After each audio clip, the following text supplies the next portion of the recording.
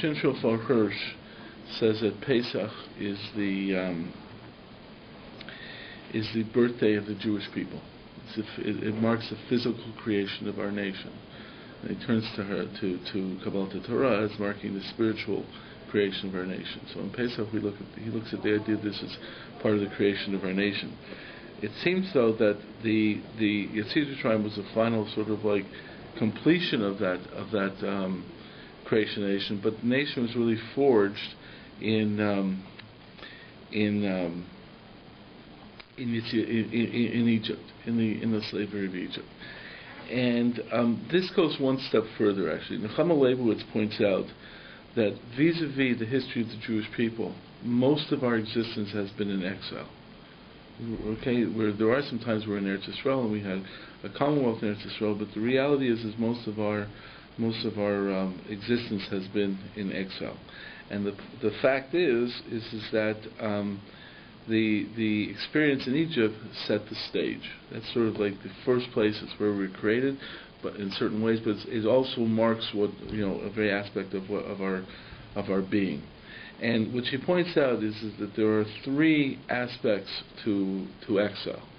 She sort of talks about three aspects of exile. One is Galus is obviously it's a punishment for a sin, and she tries to point out the essential sin is assimilation, which is an interesting idea in terms of the role of exile. But exile sort of creates assimilation, but an exile is also a response to assimilation. Okay, so the fact is, it's almost like Avera Goror and Avera, in the sense that there's a certain development like this. The truth is that this may be supported further in terms of understanding that dynamic by Gemara in Psachim. The Gemara in Psachim says, why did Klal Yisrael go into exile? To Mekabel Gerim. Okay, which is a fascinating idea, because most people think that we aren't active proselytizers, although that's an issue of what exactly is our position on Geras. Obviously we're not active proselytizers and going out there and so forth, in terms of really, pushing people becoming Gerim, but there is an attitude that there's actually a mitzvah on Bezdin to be Megayer. Obviously it's someone who's proper to be Megayer, but the truth is there's a mitzvah to be Megayer, and there's a famous medrash that Avram, Yitzchak, and Yaakov, and therefore we were punished because we didn't accept Timnah as a Gioret. Timnah was a woman. She was a princess who wanted to become a Gioret, and she was rejected. She ended up marrying Eliphaz. Well, she ended up becoming Pelegish to Eliphaz, not even married to Eliphaz, and said, better to me to be Pelegish to that people than to be a princess in my own land. And for that, the Kodesh Baruch Hu said that she should be that Avram, Yitzchak, and Yaakov were wrong for not being Makabel her Geras. Therefore, Rahman's son, their children will be punished, and the child from Timnah is a Malik. And that was a response to that. The fact is that, just to the aside, it once happened as a rabbi in Kingston, New York. I got a phone call. It seems like it's an interesting shul, right? Because you had a lot of senior citizens who all belonged to the Orthodox synagogue. Ruba de Ruba of their children intermarried. I think of the next generation of children, there was only next generation of members. There was only one child of a member. Ruba de Ruba intermarried. So I used to get shadows I used to have situations where my daughter is going to have a kid. Can we arrange a bris for them? The husband will let them do a bris and so forth. The grandparents had to try and talk to me about having bris, but there's going to be bris. Well, I'm trying to convince my daughter to have a bris and so forth and so forth. But the thing that's interesting, I once got a phone call, and they wanted to name a family like this wanted to name their girl Timnah. We want to have a baby naming in the shul, and we want to name her Timnah. I'm sitting there saying, what? Well, it seems that that's a popular name in Israel, Timnah. We heard Hagar. Yeah. Okay. A Jewish child. Yeah. Right. Well. What's his name? Nimrod became a big name, right? Also, so I didn't know what to do. So I phoned my Rabbi. I said, Timna. I mean, like, what am I going to do? She said, well, she seemed to be a tzedekis, so actually naming after Timna is not so bad. The truth is, one time on the topic of Timna, there's an article I once wrote, because she was rejected because she wanted to be married, therefore it was a punishment. So I once had a question whether perhaps it might be a way to fulfill the mitzvah as Chiyas Amalek is by being megayer them. Okay, and that might be a real tikkun of what happened with Timna. Since the whole thing of Timna came about because she was rejected in Geros, maybe aside from the obvious way of Chiyas Amalek, maybe you wipe out the Shem Amalek by being megayer them. And the fact is, there's a machlokes in the Gemara, there's some works in Midrash and so forth where you can accept the ger from Amalek or not. But it seems we can. But the interesting thing is, which most people don't recognize, is that the Rambam really holds that if a Amalek follows Hashem as Bnei Noach, they lose their Shem Amalek. They're no longer Amalek if they lose their Shem Amalek. So I just said, but if they do that, if they go back and become a Rasha, they do get the Shem again. But if they're Megayer, and then afterwards they will lose their Shem, so you actually do have B'chiyas Amalek. Anyways, that's to the aside. Okay. Anyways, I'm trying to remember how to get off on this topic. The fact is, assimilation leads to punishment. But the fact is that we go into the world of exile. We actually are supposed to have chashva on the world around us. Even if there's no mitzvah to be megayer, we are to accept the gerim and it's to increase geras. There's also would seem to be an aspect, and it's not so simple, but it would seem an aspect. Maybe there's an obligation to spread the Shem mitzvahs b'nei Noach to non-Jews, even though there's no chiyuv to megayer them. And it seems on the surface that that's the sheet of the Rambam, that we do have a responsibility to spread the word about the Shem mitzvahs b'nei Noach to the world. There's a gra that says that really is only, that Rambam is really talking only in Eretz Yisrael. And there's a lot of other Rishonim who say we don't have an obligation. But it seems we go into exile, it's to be a force, but at the same point in time, we can be affected back by non-Jews. And if we're affected back by non-Jews, by assimilation, then it creates more and more problems of exile and so forth and so forth. But that's the Chamalei idea that exile is a response to sin, and specifically the question of assimilation, which is an interesting concept because exile does create assimilation. But the real point of exile does, so that's one aspect, but what I'm looking at is exile as a creative aspect of the nation. So here's an interesting thing, that exile, there's a tension there in terms of assimilation, but somehow that's supposed to represent something. But she goes through two other ideas. Says exile is a purification from the suffering. That when you're in Galus, there's a suffering aspect to it, and that suffering somehow purifies the nation. Therefore, it makes the nation stronger, like being forged in a furnace. So that's one aspect. And the second aspect she points out is that exile is also educational. There's something we learn in exile. The point is, though, and this is where it really comes out, all three aspects apply to all Galus, but it's really pointed out by Egypt, by the fact of Galus Mitzrayim, by Abdus Mitzrayim, because so many times in the Torah we're actually told to reflect upon that. Ki gerem hayita, ki eved hayita. The fact is, and a lot of mitzvot are tied to the fact is, you were a slave in Egypt. Okay, so what does that actually mean? Okay, anyone here ever went to Egypt, let alone was a slave in Egypt?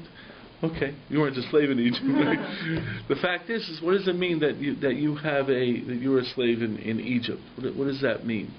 So the Chamalei takes it one step further. What she contends, she hasn't put it in this language. This is the way I sort of understand it. Is that it's not educational in the sense that you actually experience it, but it's much more existential. In our consciousness, we recognize the aspect of slavery. It's drummed into us. And she gives an example from a story. It's a fictionalized story about a Roman legate who has to give a report on the Jewish people back to the Senate. And he's very critical of them because they don't treat their slaves correctly. They actually give the slaves rights. And like, this is going to undermine the whole economy of the Western world, the whole values of the Western world. We survive on free slavery, that everyone calls slaves. And she quotes a story. It says it's like there's like 27 slaves to every free man, and among these Jews, there's maybe one slave among 20 or 30 of the citizens. It doesn't make any sense. They're going to totally undermine the economy and the structure of the world because of their attitude to slavery. And he says, and where did they get this attitude for slavery from? Because I asked the king, I saw some judge do this, says, because we were slaves, okay, and therefore we can't treat slaves that way, So where does that come from? So it's in our existential being that as we go through an exile, especially the Galus Mitzrayim, there's an aspect where it is affected and drummed into us that there's a value over here, and that value becomes axiomatic. See, I had a Rosh Yeshiva once who pointed out, Rishon Shade, says it's hard to teach a person about Gaiva, right? About Anibus. How do you teach someone to be an Anif, right? If a person is interested in kavod, right? So you look at the statement in Pirkei Avos that says the person that the best way of getting kavod is by running away from it. So you go to someone and say, you really want honor? Run away from it. So it's like, you really want honor? Be an Anif. The fact is that it's inherently contradictory. He's not motivated by Anivus, he's motivated by kavod, right? And he's acting as an Anif because that's the way he thinks he's going to get kavod. But that's not real Anivus.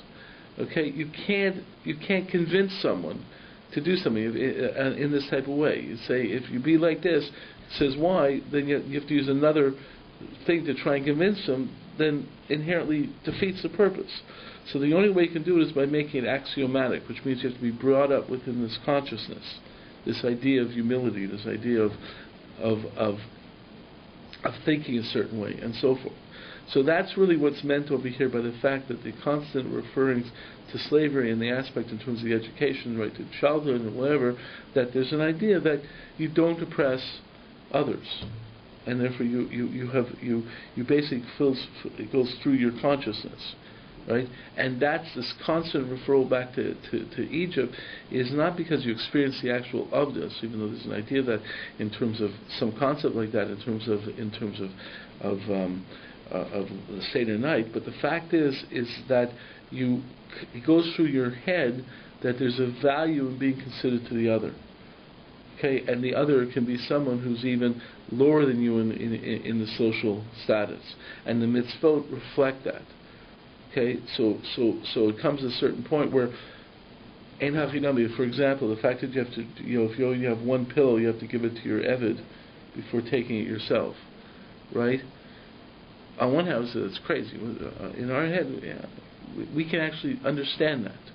It could be actually part of our nature where we'll feel uncomfortable if we don't give the other person the pillow. So that becomes an axiomatic aspect of it. So from Galus Mitzrayim, we learn certain principles, and those principles flow through our nature, and they become, and that's something we learn from exile. So in every exile, there's an aspect where we're to have an existential learning from the exile.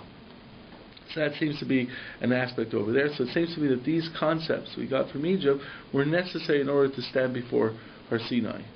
So it's an interesting in terms of Kabbalah to Torah and Sinai. Most people look at Kabbalah to Torah as if the people receiving Torah are like a blank page, right? They had no preconceived notions. But the reality is that they did have preconceived notions. They just came out of others and Mitzrayim. So the fact is they already had a consciousness. They had a consciousness of empathy. They had a consciousness of this idea, and the Torah constantly refers back to it. So there's a certain approach we have to have to Yetzias Mitzrayim. Couldn't it also be that they understood what it means to be like a servant to Hashem because they were slaves, so that it's an interesting idea because we say you go from Avos Paro to Eved Hashem. Mm-hmm. The only difficulty I have with that is our attitude to Hashem. Hashem is inherently different than Paro. Paro, when he treated the slaves, was only interested in how they would serve him and how they'd be for his own benefit, right? In other words, you exist for Pharaoh, and Pharaoh is very happy to have you exist for him. In terms of a Kodesh Baruch Hu, again, there's the idea where that you're supposed to think in terms of Kodesh Baruch Hu and try and do it for Kodesh Baruch Hu. But the reality is that Kodesh Baruch Hu is thinking of you, right? So the fact is that there's a certain circular play over there, which inherently makes a difference in the sense of coming to Avos Mitzrayim. There's that idea. The fact is there is two approaches that are generally found in PARSHA about why we accepted Torah at Har Sinai. There's two reasons why we accept Torah, or two models for the acceptance of Torah. One is called Melech Mitzvah al Ha'am, that the king commands his nation, and therefore you have to follow because you're a part of the nation. And the king has a different purpose, but you have to follow that. The other one is Rofe Mitzvah al Chola, right? The doctor telling you to do something. That inherently is beneficial, right? The reason I listen to my doctor is because he's telling me what's good for me. So that's an aspect of Torah as well. So even though the words are used there is an aspect of Avdus in the relationship with the Kodesh Baruch Hu. It's much more complex. So that is found that way, but I generally don't like to make the comparisons because I think that the relationship with the Kodesh Baruch Hu is by definition differently, and I think that the way we relate to God, there's an American philosopher called George Santayana who was an atheist, who was very taken with the Virgin Mary. So the whole joke about him is there's no God and Mary is his mother. Okay, but anyways, okay. So that's for sure. But Santayana said that the way God is portrayed, it's like you wouldn't want him as your next door neighbor, wrath and so forth. I mean, the fact is that there's a certain point in time where there's an aspect of Avos Hashem and an aspect of caring for Hashem that can only be in a certain way because HaKadosh Baruch Hu is concerned about you. Well, there's the concept that you're not doing Torah because it's self-serving. You're not doing this for self-serving, and for sure sometimes we don't think it's self-serving at all. But the fact is and there is an aspect of it, Hashem, an aspect of doing it because HaKadosh Baruch Hu is mitzvah, but there's an aspect of it that in the relationship, if we don't recognize that HaKadosh Baruch Hu is concerned about us, it's very hard to have a relationship with Him, and very difficult to have that relationship. And that's where I understand the obvious part, but I always take it with a certain amount of care. But it's clear within the Psukim that one thing you for sure learn from slavery is empathy. Okay, that the fact is that since you were once on a lower social strata and you're upset, you should have the idea that if someone is on a lower social strata than you should be empathetic to them, which permeates through the Jewish consciousness. I mean, it's very interesting that even as people became not from, you see certain aspects of Jewishness that continued.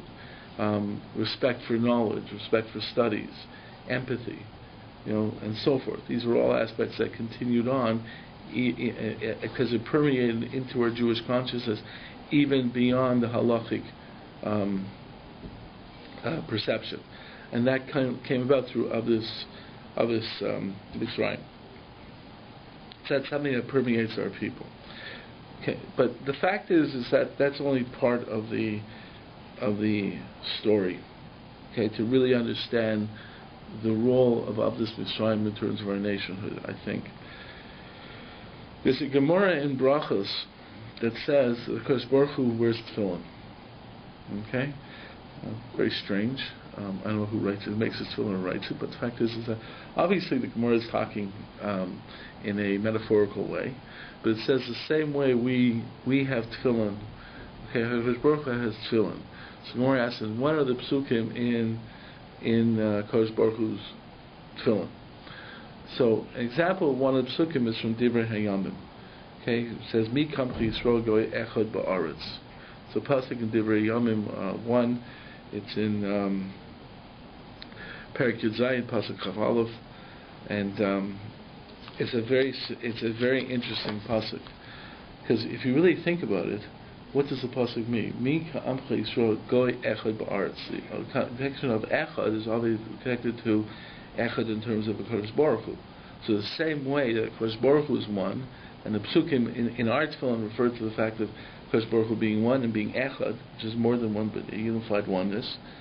So he says that Am Yisrael has the same description, okay, which is very interesting. Are we the only nation in the world? So what could that pasuk possibly mean? Right? I don't think we're the only nation in the world. Right? So what does that pasuk mean? So the way Meforshim understand that is what the pasuk is saying is that it was a unique nation. Okay? In other words, it's one nation because of its uniqueness. This is a unique nation. Okay, and that makes it one nation. And I think what I want to do is take it a little bit further what it means. But the fact is, the pasuk says like this. Okay, and the reference in pasuk always points out to the fact of this Mitzrayim being the thing that marks our uniqueness. Because mi kam Yisrael go'echad ba'aretz asher halach Elokim litzok bo sumucha shem gadlus noras v'garish v'bnei alcha asher paditim mitzrayim goyim. The uniqueness, and Rashi really points this out, is that we're a specific nation. I mean, I'll just read in the English for the kosher tube followers here. Okay. And who is like thy people Israel, a singular nation on the earth, whom God went to redeem to be his own people, to make thee a name of greatness and awesomeness by driving out nations before thy people, who those didst redeem out of Mitzrayim. So what Rashi says is, what's the uniqueness of Am Yisrael? It's the fact that they're the only nation that was redeemed by HaKadosh Baruch Hu himself. Okay? Shem v'lo malach, not an angel, it was God himself. So we're the only nation that was absolutely redeemed by HaKadosh Baruch Hu. And that defines our nationhood. Okay? The only nation to be redeemed by HaKadosh Baruch Hu.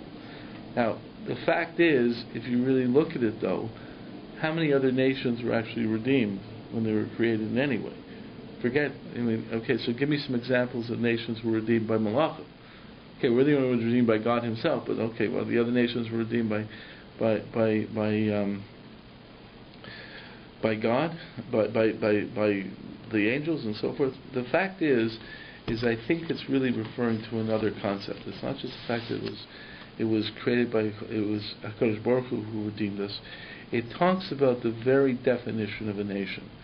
That Klal Yisrael, or Am Yisrael, has a totally different definition of nationhood, unlike any other nation.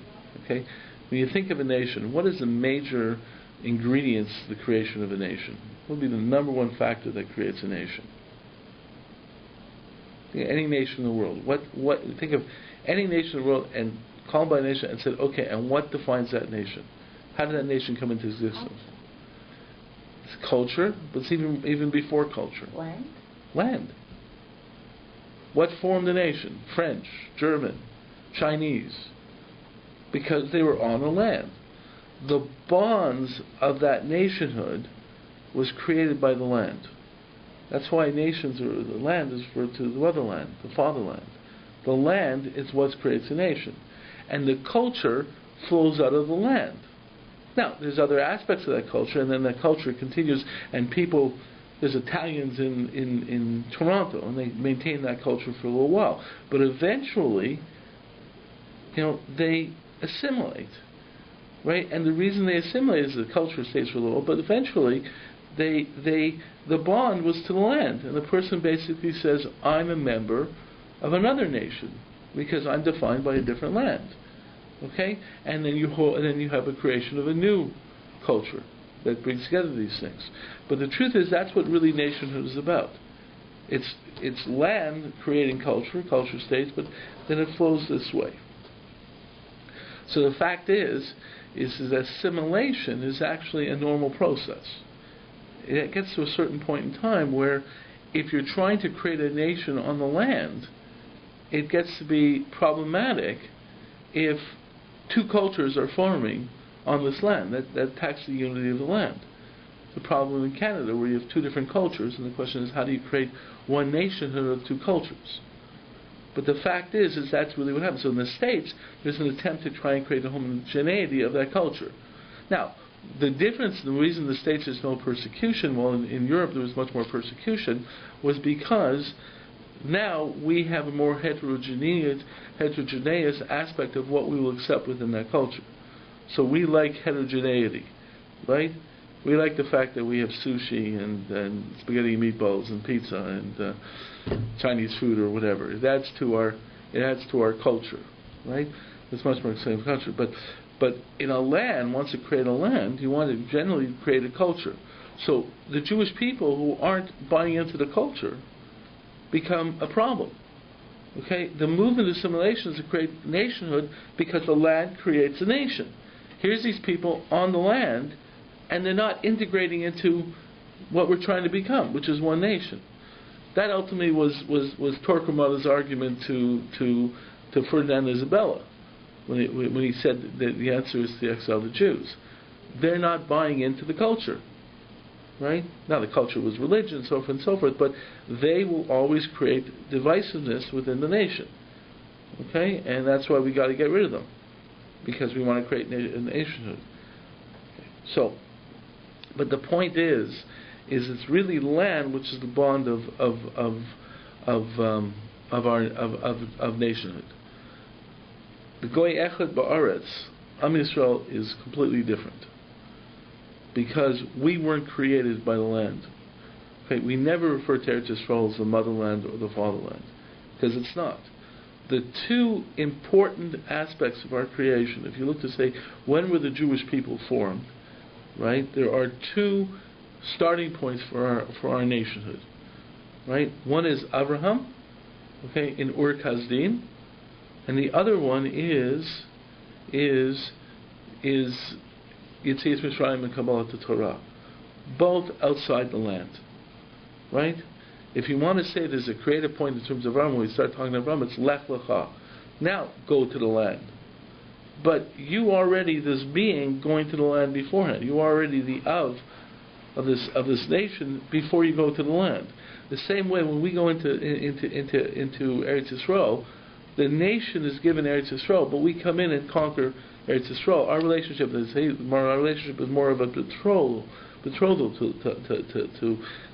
Eretz Yisrael. It's still a connection to Eretz Yisrael, but it's not the connection of the fatherland. It's a question of of being our beloved or whatever. But the fact is that's our relationship to Eretz Yisrael.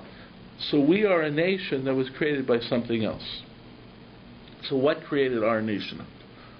Okay, as unique, and that's why our nationhood can exist in exile. But what creates our nationhood? So the fact is that it would seem that the simple answer would be Torah. You know, that line that everyone says that more than the Jews kept Shabbat kept the Jews, which is a problematic line, because it seems to be that the whole purpose of Shabbat is to support Jewish identity. That's why you had secularists saying, but now in Eretz Yisrael we don't need to do the Sabbath thing anymore, right? The Kulamir's famous line.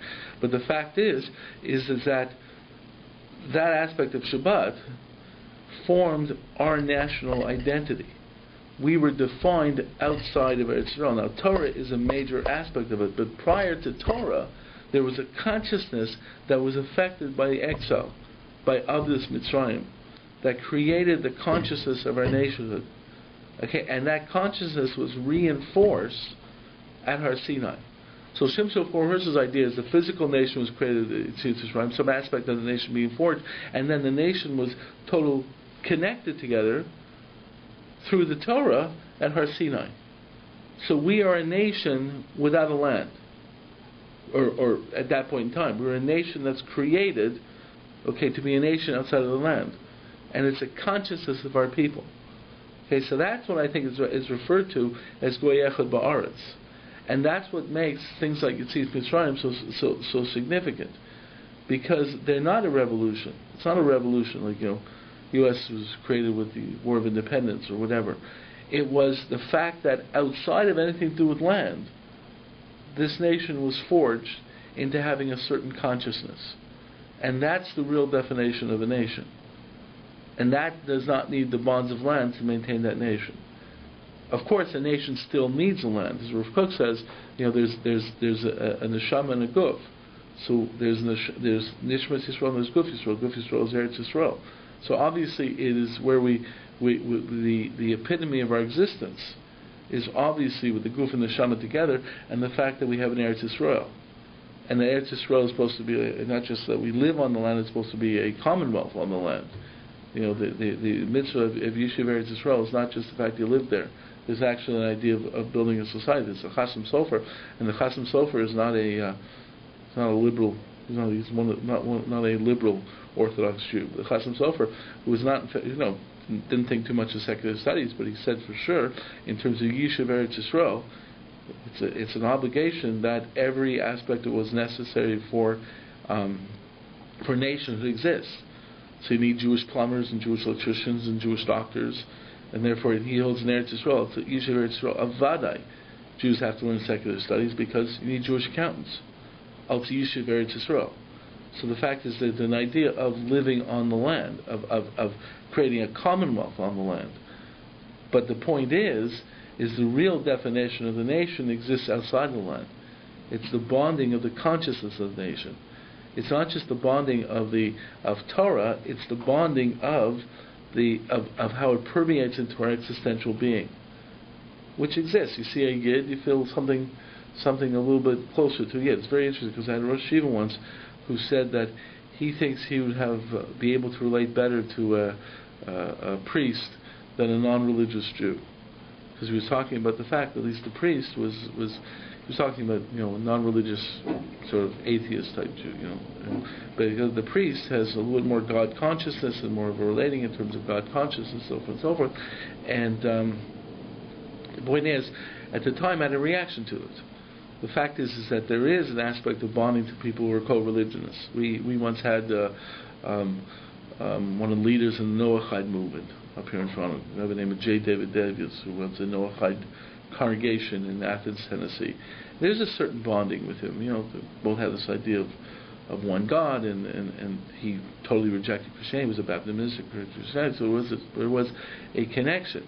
But the truth is for sure, there's a nationalistic question to Am Yisrael that I didn't feel towards him. And the truth is even someone who's not from, there's that sense he's a Yid, right? There's that certain bonding, and that bonding therefore doesn't just come from the fact that he's Makabel Torah. It's from the fact that the consciousness of Torah has permeated through him, and that really is the concept of the Rambam. When you talk about what is the uniqueness of a Jew, so there's two different aspects of what makes a Jew unique. One is the inherent aspect, the idea of Yiddish and Neshama, right? The idea that we are inherently different because we have different souls. There's the concept of Yiddish and Neshama. Kuzari, the mystics, Tzinim, Baal Tanya, take that approach. But it's long been my contention. I found that David Berger, and he brings down other Rishonim as well, who take a completely different approach. They do not believe in Yiddish and Neshama. And the Rambam clearly in his letter to Avadia Ger, when he's asked, he basically says that what makes Klal Yisrael different is the permeation of Torah through the nation. Right? Not just the observance of Torah, but the fact that Torah changes a nation. And that even began in Abdus Mitzrayim. There's something different about what we existentially went through that permeates our being. And you see, even after people, Rahman al-Islam, stop keeping Torah, that permeation still continues. And that's what marks our nationhood. And that's why our nation is unique. And that started with Abdus Mitzrayim. That's why the Torah constantly is referring to the idea of you were Gerim and Abanim in Egypt has to permeate your consciousness. And that I think is a significant aspect of what we're looking at in the Parshiot that we're going to be reading now, the creation of Am Yisrael, the unique nation that was not created by land. And anyways, any questions, comments, or yeah.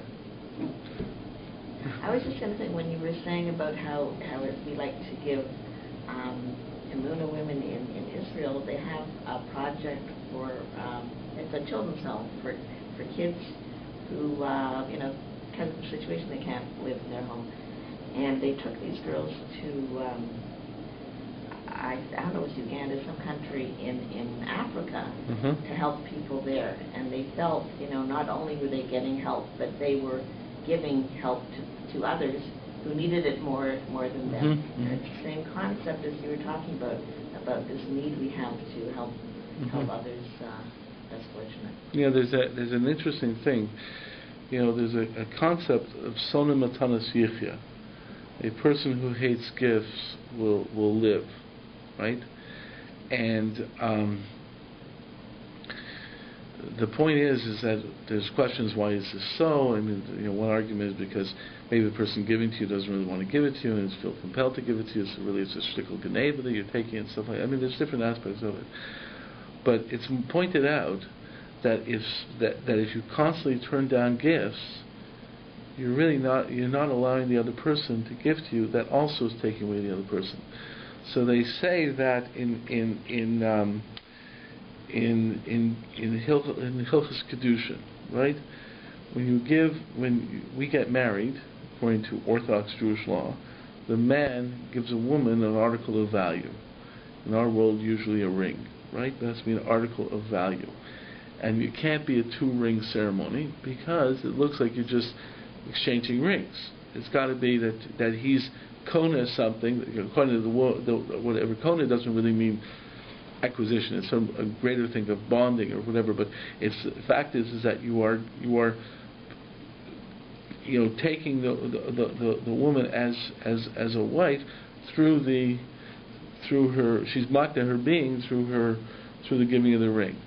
There's a Gemara in Kedushin says that there's one case where a woman can actually be mekadeshet by giving the ring. There was an Adam Chashuv who usually doesn't take gifts, and the woman gives him a gift, and she's so happy that he took a gift from him, right? If he says, I want to be mekadesh you, right, for the value of the pleasure that you have in giving me this gift, the Kedushin is valid. Okay? Which means that it's really an aspect where it's sometimes so significant to give in our consciousness that people have to recognize that when they receive, they're also they're in turn giving back because the person really wanted to give you. I make a point of this with some people. It's like I always hear this guy say, "I never go anywhere for Shabbat. I only invite people over. I never go anywhere else." So it seems trying to cost like I'm always the giver and I never take.